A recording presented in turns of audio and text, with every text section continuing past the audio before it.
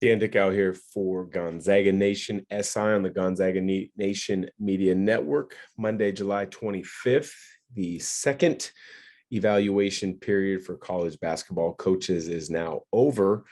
And what does that mean? Well, we've talked about it on a couple different episodes of the recruitment evaluation periods in the month of June, where they are high school based, and then the month of July, where there were two evaluation periods where they were AAU or club team based.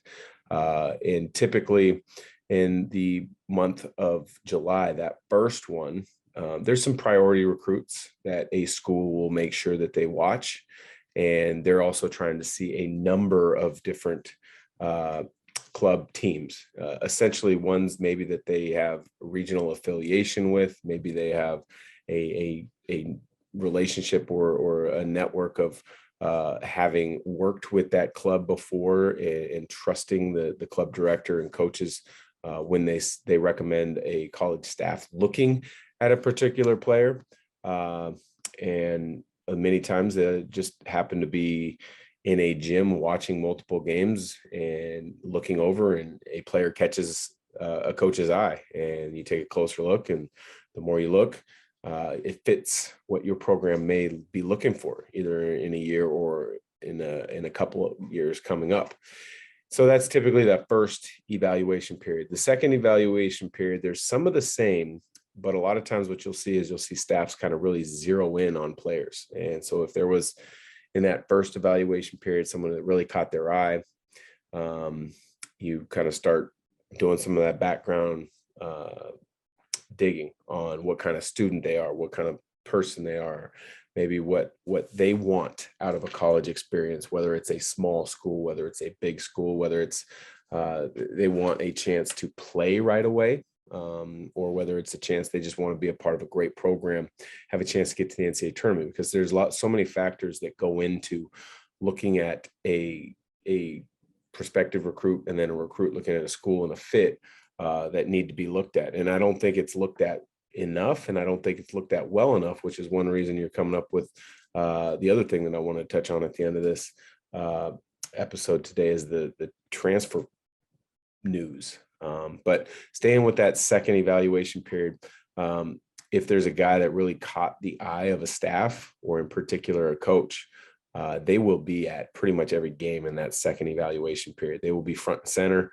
They'll try to get positioned where the recruit can easily see them, the parent can easily see them, other coaches can easily see them. And it becomes a lot of effort. It becomes a lot of work from those coaches to kind of bounce around and be in as many places as possible, but really kind of organize and schedule out to be in front of your priority recruits as well. So, and with that kind of prioritizing your schedule to see your priority recruits, it becomes really kind of a juggling game. And it's kind of fun and interesting when you talk to college coaches how they base their schedule to evaluate. I was just coaching a 16U group in Las Vegas the last 4 days. And compared to the group when we played in Irvine in one facility where there were 16 courts, it was easy to see what coaches were there. The coaches could watch from a couple courts away to not kind of maybe share to some of their rival schools or the recruits themselves who they were there to watch. But in Las Vegas, because the gyms were so spread out, if a school came and made it a point to watch you, that was pretty, that means they really wanted to take a closer look. And as a 16U group, we had probably 25, 30 coaches at some point watching us over the week. So that was pretty good. But when you're talking the highest level schools, like a Gonzaga, like a Duke, a Carolina, a Kansas, I mean, they're focused on very few, maybe 10 to 15. And of those, probably 6 are really, really following closely, tracking closely, either have offered or very close to offering. And then when you finish up and wrap up the second evaluation period, you kind of go into a little bit of a period where some schools run an elite camp where they invite some of their, maybe secondary prospective recruits to come on campus where they can see them more up close and in person, get to know them, their families, see them in games and drill work on campus, give them a tour of the campus, just share a little bit more about the university if it seems like there may be a good fit. For guys that are maybe that next level of interest, you're going to have what's called an unofficial visit, where the family pays their way. It's usually a 2-hour or so visit to campus where you get a tour of the facilities, get a tour of the school, just get to know each other a little bit more. And then if it progresses past there, where you're either getting an offer or you're getting an offer for an official visit. An official visit would be school pays for everything. Family, I believe it's 2 parents and the recruit come to campus, you have up to 48 hours once you get there, to be around the program, be around the school.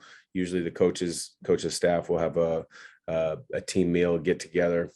They'll do a lot of tours of the university, maybe set some meetings up with prospective professors or heads of department for different interests that student athlete may have, and just really get to know the player and the family. And some schools won't offer until after an official visit. Some schools will offer and then try to get a player on an official visit. Everybody's got their own different path on what they like to do as a staff. But, throughout the whole recruiting process and evaluating process, there's so much information going back and forth, and there's so much to look at with a critical eye, both as a coaching staff as well as a prospective recruit and their family.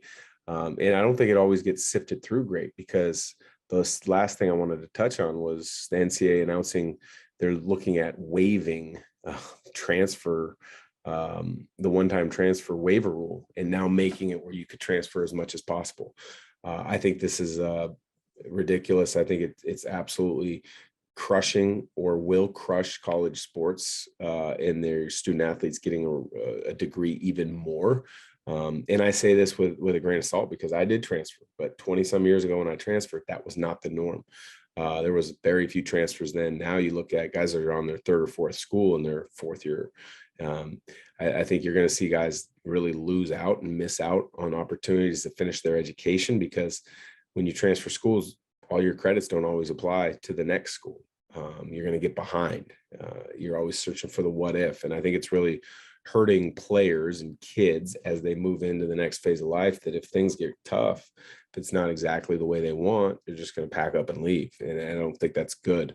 College basketball has become a big business, but at the same time, it's not professional sports. And so I think the NCAA is making a big mistake if they push this through and allow transfers to happen on more than one occasion for a student athlete. I think it should be, if your coach leaves, you've got a free pass to leave. I think if you transfer because it wasn't a good fit and you don't like it, I think you got to sit out a year. I do think if you graduate early, I think you can earn that free transfer for your last season, that grand transfer. But there's so many different loopholes out there that I think just need to get cleaned up. But that's preaching to the choir. I don't think the NCAA is really going to fix anything. So appreciate you listening, joining. Well, we'll be back later this week with a mailbag episode of the ISO. We're working on lots of different things coming up on Gonzaga Nation SI. We will start previewing the season as we get a little bit closer to the start of school. We're moving towards the end of July. Hard to believe, but towards the end of August, we're going to start hitting it with quite a bit of preseason outlooks, individually as well as team and WCC. So thanks for listening. Take care. Have a great day.